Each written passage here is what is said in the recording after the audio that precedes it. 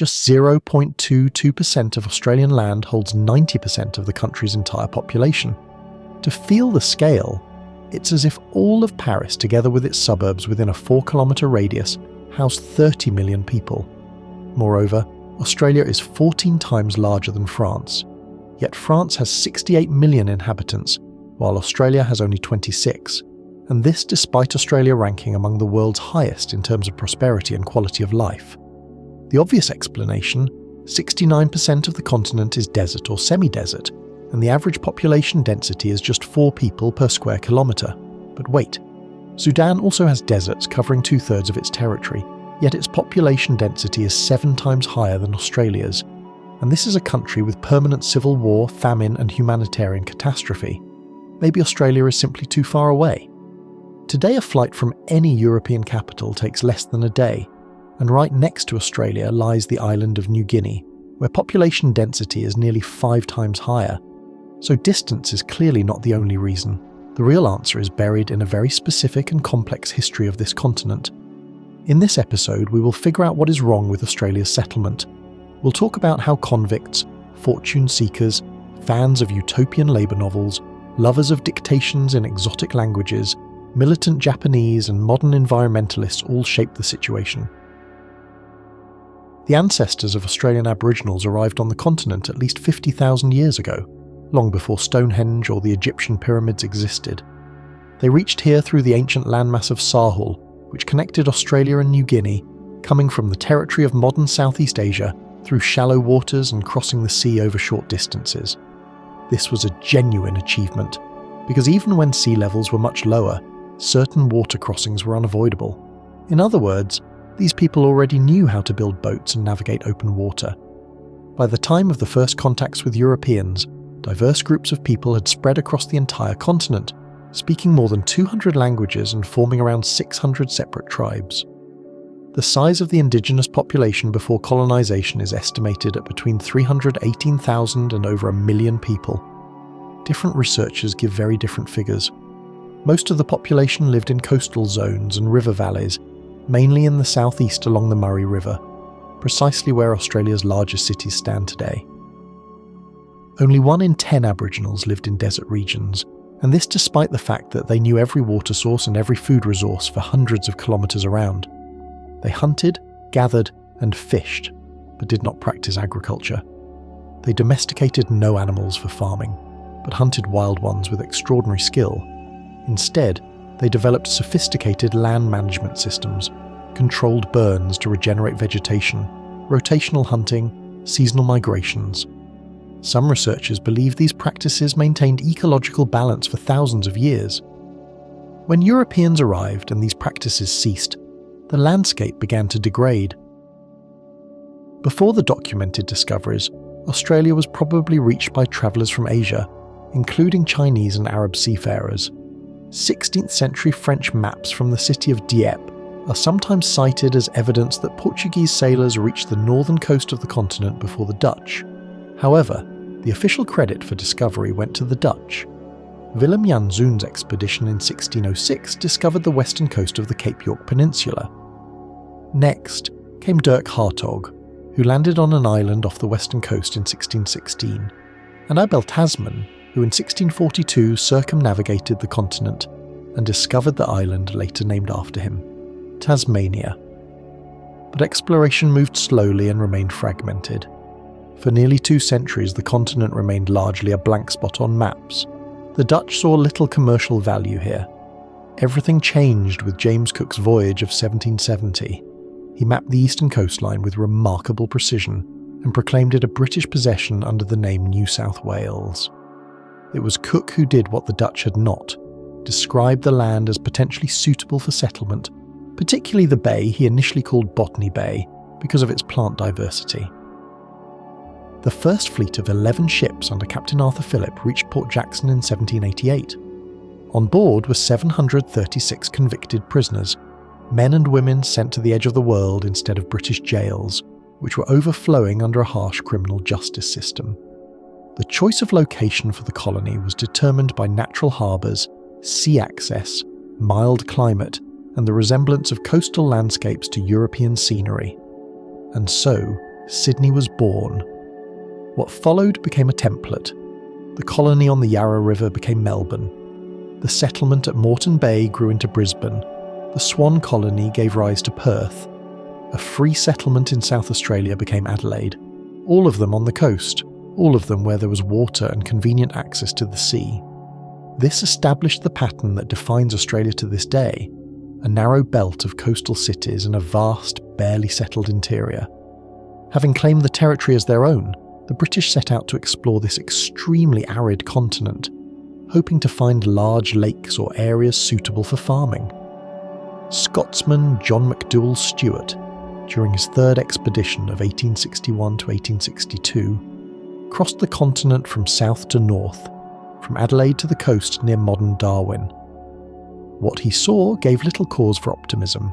The continent has no significant freshwater reserves, and land suitable for intensive agriculture is limited to small patches in the south and east. By the mid-19th century, Australia's colonies remained sparsely populated. In 1851, the non-Indigenous population stood at approximately 430,000 people, around 80% of whom were British. Convicts, former convicts, their descendants, and free migrants. The remaining 20% were small groups of settlers from other parts of Europe, primarily Germany. The indigenous population was shrinking rapidly due to disease and armed conflict with colonisers, and the Tasmanian Aboriginals were completely wiped out. The last of them, a woman named Truganini, died in 1876. Then came the event that changed everything. In 1851, gold was discovered in the state of Victoria. The year 1852 became a year of explosion. More than 90,000 people arrived in Melbourne alone, more than the entire city's population at the time.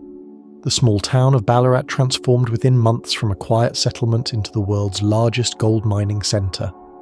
The Victorian Gold Rush produced 1/3 of the world's entire gold output for that decade. Fortune seekers poured in from Britain, Ireland, China, North America, and Europe. Within 20 years, the continent's population quadrupled, from 430,000 to 1.7 million. Yet even after this leap, Australia had fewer than 4 million people at the start of the 20th century. The gold rush had ended and new waves of migrants were not arriving. The reasons were straightforward. The cheapest ticket from London cost £15 to £20, 3 times more than a passage to the United States or Canada. The sea voyage itself took 3 to 4 months, and even after the opening of the Suez Canal it was reduced only to 6 weeks. The competitors, America and Canada, offered a more familiar climate, recognisable landscapes, and a considerably shorter journey. On the 1st of January 1901, 6 Australian colonies formally united into a federation.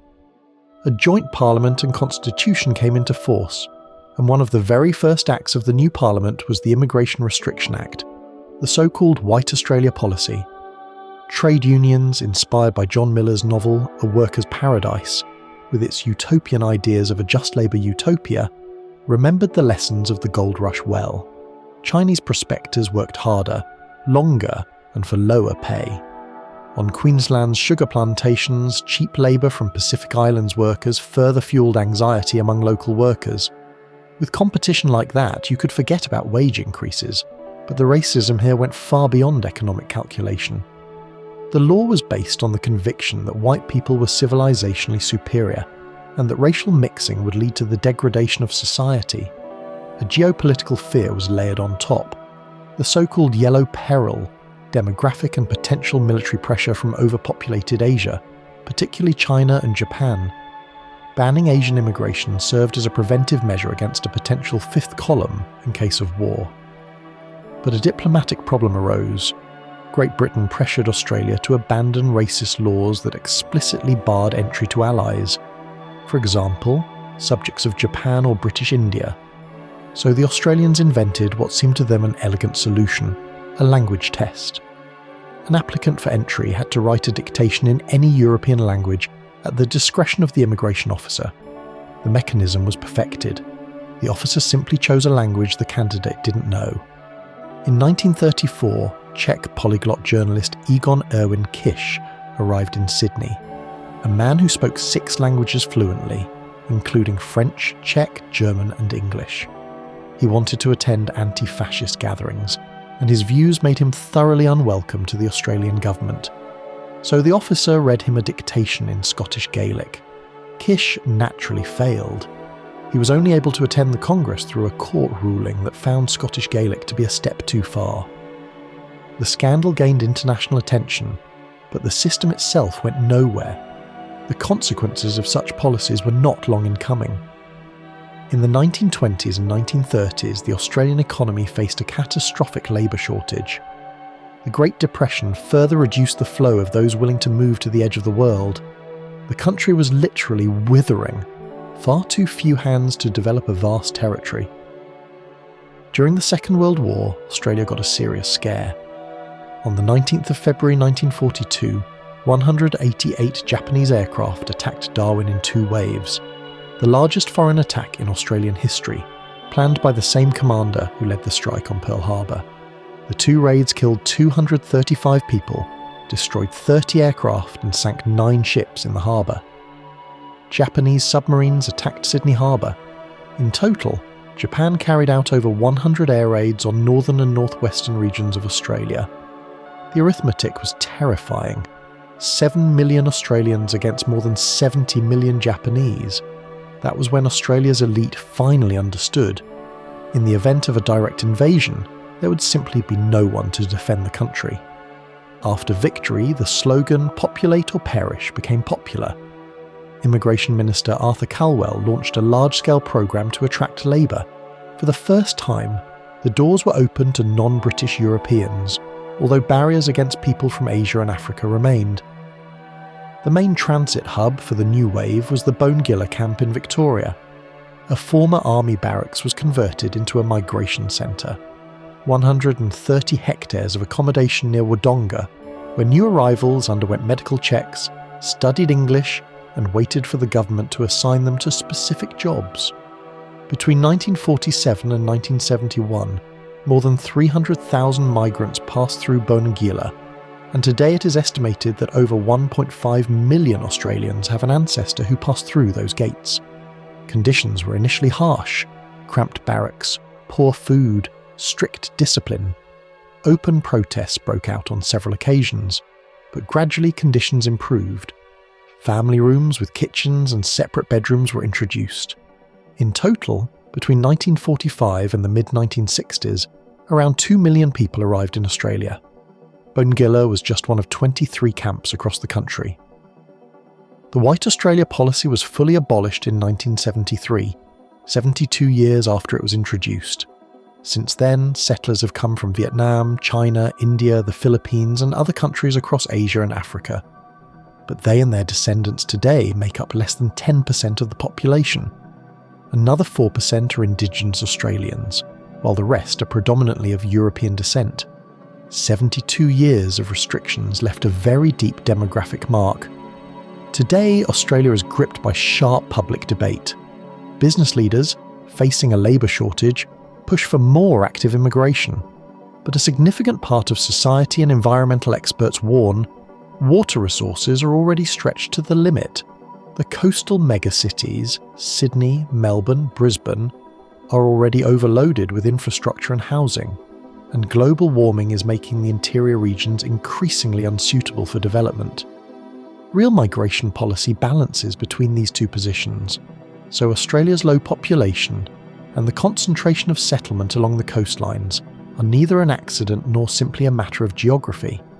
They are the result of a complex layering of factors: climatic constraints and water scarcity, the colonial logic of the first settlements, a gold rush that gave a brief demographic boost, 7 decades of the racist White Australia policy, wartime fear of Japanese invasion, and modern environmental limitations. Will irrigation technology, renewable energy, and improved transport fundamentally change this picture? Probably not. Climate change is moving in the opposite direction, making the heart of the continent increasingly hostile to human life. But you may have a different view, so let's discuss it in the comments.